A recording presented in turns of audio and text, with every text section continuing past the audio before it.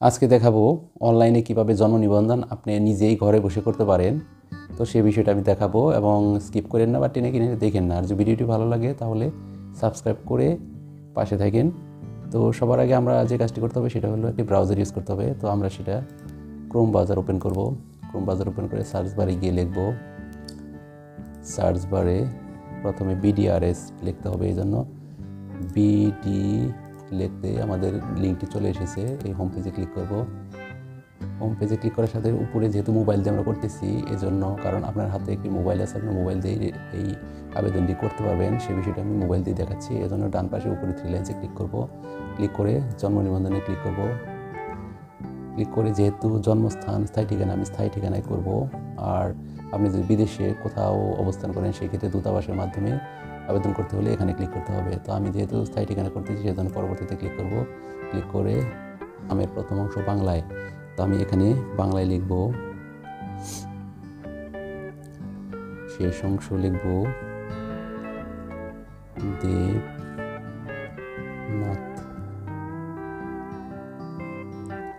First name আমি লিখব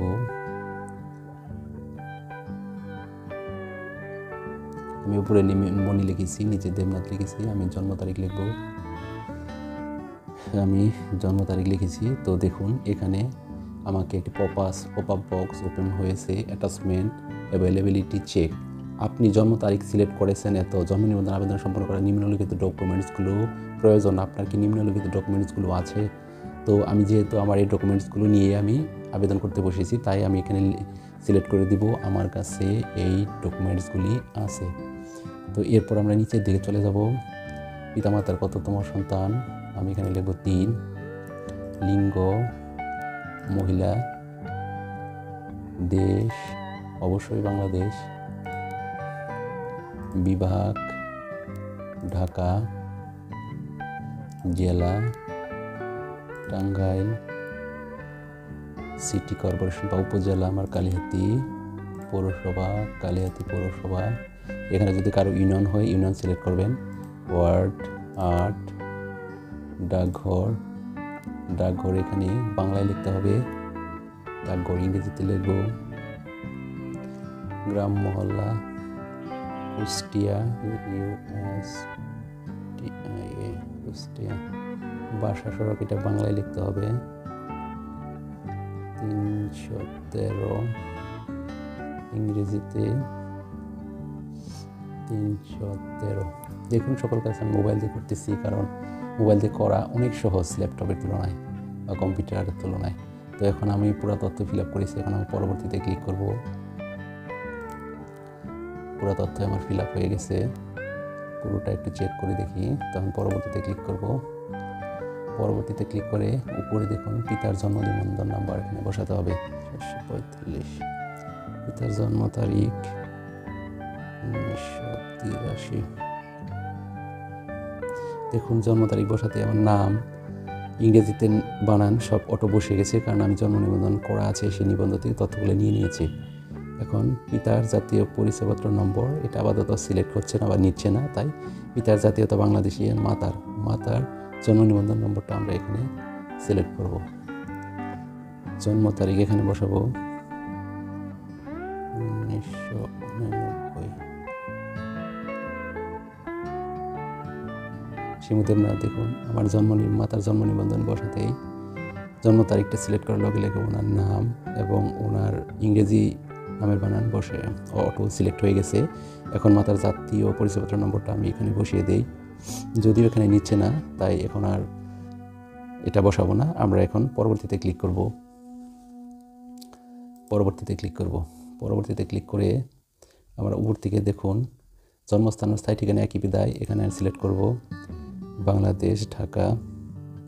এরপর আমরা স্থায়ী ঠিকানা বর্তমান ঠিকানা একই বিদায় এটা সিলেক্ট করে দিব, তাহলে পুরাটা অটো ফিল হয়ে গেছে। তো এই দুইটা অপশন আমরা ফিল আপ করেছি। তখন পরবর্তীতে ক্লিক করব। তো প্রিয় বন্ধুরা, আমি যেভাবে করতেছি ঠিক সেভাবে করলে আপনার কাজ অবশ্যই আপনার আবেদনটি সঠিকভাবে হবে। আবেদনের জন্য করতেছি, তাই আমি নিজে গিয়ে জন্ম নিবন্ধন নম্বরটা ফিল আপ করে দেবো এখানে 45। জাতীয় পরিচয়পত্র নাম্বারটা দিয়ে দিব 199324070290 জন্ম তারিখটা বসিয়ে দেব।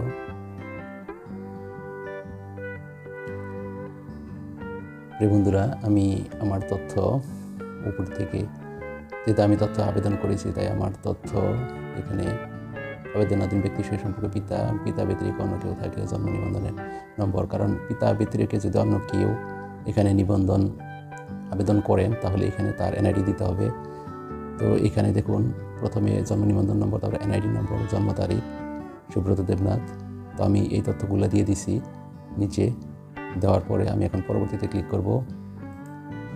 পরবর্তী ক্লিক করার সাথে সাথে দেখুন আমি যে নামগুলো এখানে সিলেক্ট করেছি, যে নাম আমি সিলেক্ট করেছি, আমার সন্তান মণি দেবনাথ, জন্ম তারিখ, পিতামাতার কতজন সন্তান, মহিলা জন্ম তারিখের সকল তথ্য এখানে সঠিক আছে কিনা সেটা যাচাই বাছাই সাপেক্ষে এখানে সাবমিট করতে হবে।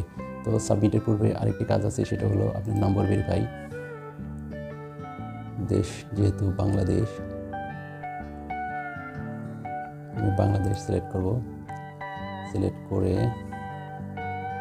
আমি এখানে নাম্বার লিখব 01716980811 নাম্বার। আমি আমার ফোন নাম্বার এখানে তুলেছি। এখন আপনার অবশ্যই 11 ডিজিটের নাম্বার হতে হবে। আমি নাম্বারটা খুব সুন্দর করে দেখে শুনে ফিল আপ করেছি। এখান থেকে শুনে ফিল আপ করেন, অন্য কোনো নাম্বার হইলে কিন্তু অন্য নাম্বারে ওটিপিটি চলে যাবে। তাই এখন ওটিপি বাটনে আমি ক্লিক করব। ওটিপি বাটনে ক্লিক করছি। ওটিপি বাটন ক্লিক করতে হবে। দেখুন OTP has send to your phone number or email wait এত বিফোর রিকোয়েস্টিং অ্যানাদার। এখানে একটি মেসেজে কোড আসবে, সেই কোডটি এখানে বসিয়ে দিয়ে পাশে এই সাবমিট বাটনে যখন সাবমিট করে দেবেন তখনই আপনার আবেদনটা ওকে হয়ে যাবে। তো প্রিয় বন্ধুরা, আমার এই ভিডিওটি যদি ভালো লাগে তাহলে সাবস্ক্রাইব করে পাশে থাকবেন। ধন্যবাদ।